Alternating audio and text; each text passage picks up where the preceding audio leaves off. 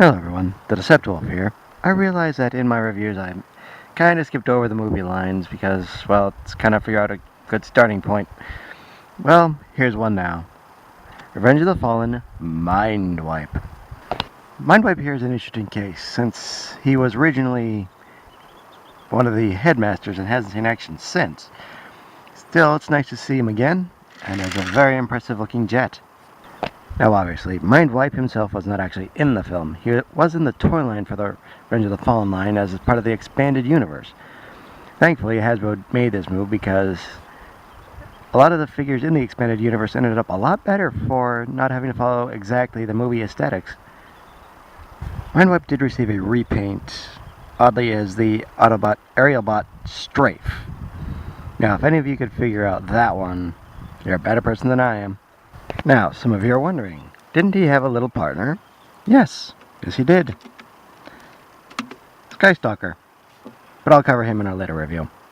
Well, I'd say that's about enough backstory for him. Let's get him into robot mode, shall we? First we'll fold up the landing gear.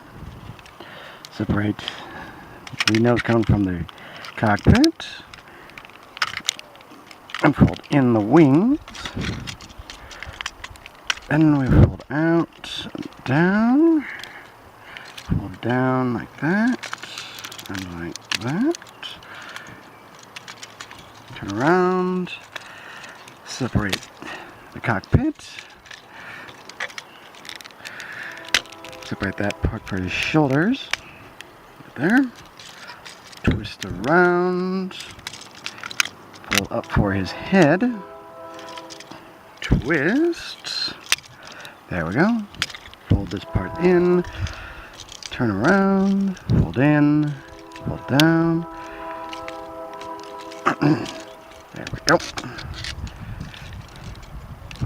Fold that part out for his hands, and repeat on the other side.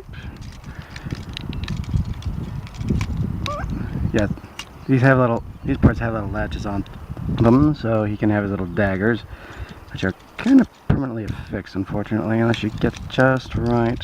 Fold in, out. There we go.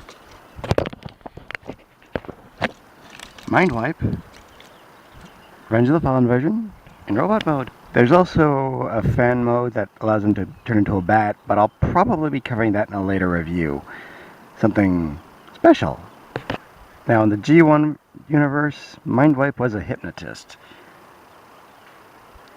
Make of that what you will. Now, in this version, he does have mind-altering powers, but he mostly works as a ninja assassin. I guess mostly so he can cover his own tracks. He's able to wipe people's minds. Hence his name. Simple. As for articulation, the head does rotate. So you tend to get a lot more down than up. Shoulder on the two joints.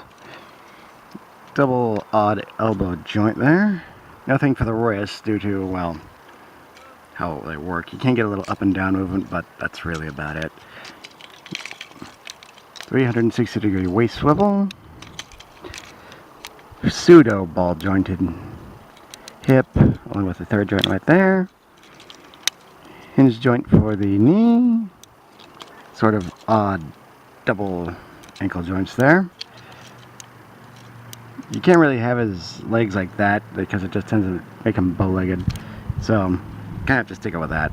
But still, not bad. That does it for this Guerilla review. I am the Deceptiwolf. This has been Revenge of the Fallen Mindwipe. And again, I remind you all, free your mind, free your toys.